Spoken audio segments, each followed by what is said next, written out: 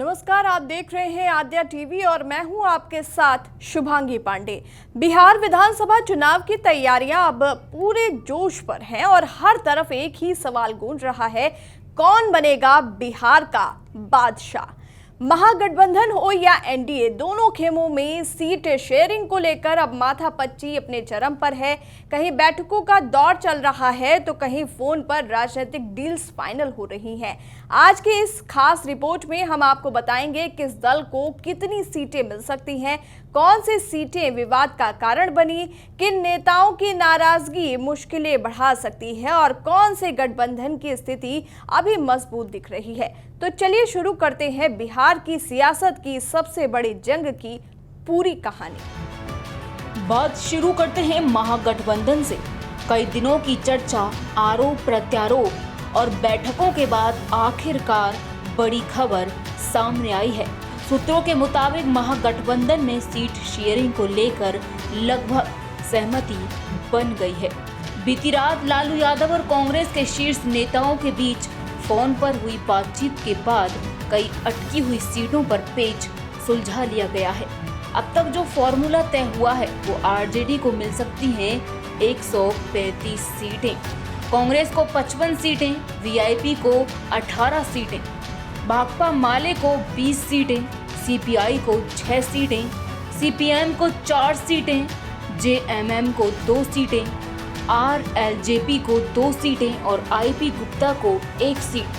कुल मिलाकर लगभग सहमति बन गई है, लेकिन 12 सीटों पर अब भी फाइनल सिग्नेचर बाकी है। अब आते हैं असली ड्रामा जोन पर, यानी विवादित सीटें। वीआईपी प्रमुख मुकेश सहनी ने आरजेडी की कुछ मजबूत सीटों पर दावा ठोका है, जैसे शेखपुरा, सिमरी, बख्तियारपुर, भभुआ, बढ़ेरा, महिषी और गौराबराम।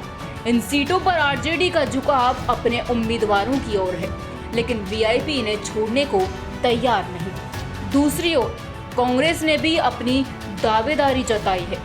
बायसी, बहादुरगंज और सहरसा जैसी सीटें वे आरजेडी से मांग रहे हैं। वहीं आरजेडी खुद भाकपा माले की घोसी और पालीगंज सीट पर नजर गड़ाए बैठी है। सीपीआई ने आरजेडी की हरलाखी सीट पर दावेदारी जताई है, जबकि जेएमएम को कटोरिया और मनिहारी सीट मिलने की संभावना है। आरएलजेपी के नेता पशुपति पारस चाहते हैं कि उन्हें कुशेश्वर स्थान या वैशाली में एक सीट दी जाए और वहां सुरजहान सिंह को एडजस्ट करने की शर्त रखी गई है।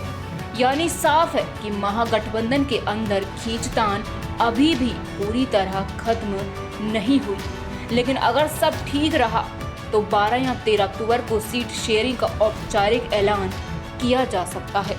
अब बात करते हैं एनडीए की, जहां एक तरफ महागठबंधन में सीटों को लेकर सुलह की कोशिशें जारी हैं, वहीं दूसरी तरफ एनडीए में भी मंथन का दौर जारी है।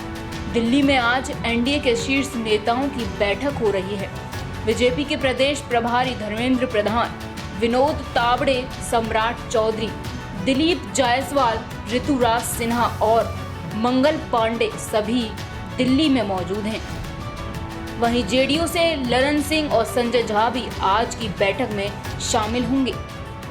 सूत्रों के मुताबिक एलजेपी को गोविंदगंज सीट पर सहमति बन चुकी है, लेकिन ब्रह्मपुर सीट पर बीजेपी अब भी तैयार नहीं। उपेंद्र कुशवाहा बाजपट्टी और शेखपुरा सीट पर दावेदारी कर रहे हैं। वहीं जीतन राम मांझी नाराज बताए जा रहे हैं। अगर उन्हें 7 सीटों से कम मिली तो वे बीजेपी नेताओं से सीधी मुलाकात कर सकते हैं। इन तमाम बैठकों और चर्चाओं से साफ है कि एनडीए के भीतर भी सब कुछ स्मूथ नहीं है। हर दल अपनी ताकत दिखाने में जुटा है, क्योंकि बिहार की राजनीति में सीटों की गणित ही सत्ता का समीकरण तय करती है। अब बड़ा सवाल, इन सारे समीकरणों के बीच बिहार की जनता किस ओर झुकाव दिखा रही है। लोगों में अब उत्सुकता है कि कौन सा गठबंधन कितनी मजबूती से उतरता है, क्योंकि जनता इस बार मुद्दों पर वोट देना चाहती है। बेरोजगारी, शिक्षा, बिजली और विकास जैसे विषयों पर महागठबंधन अगर एकजुट होकर उतरता है तो बीजेपी जेडीयू गठबंधन को कड़ी टक्कर मिल सकती है। लेकिन अगर सीटों के बंटवारे में नाराजगी जारी रही तो इसका सीधा फायदा एनडीए को मिल सकता है। तो बिहार की सियासत का ये खेल अब फिनिशिंग लाइन की तरफ बढ़ रहा है, जहां हर सीट की कीमत सोने के बराबर है। हर नेता की मुस्कान के पीछे 100 समझौते छिपे हैं और हर बयान में अगली सरकार की झलक नजर आ रही है। अब देखना यह होगा कि क्या महागठबंधन आखिरी वक्त में पूरी तरह एकजुट रह पाता है या एनडीए की रणनीति एक बार फिर सत्ता की गद्दी तक पहुंचा देती है। 12 या 13 अक्टूबर को होने वाला सीट शेयरिंग का ऐलान इस चुनावी रणभूमि का असली सेमीफाइनल साबित होगा। फिलहाल के लिए इतना ही। आप देखते रहिए आद्या टीवी, क्योंकि हम लाते रहेंगे हर अपडेट, हर रणनीति और हर सियासी चाल सबसे पहले, सबसे सटीक तरीके से। मिलते हैं अगली रिपोर्ट में, तब तक के लिए नमस्कार।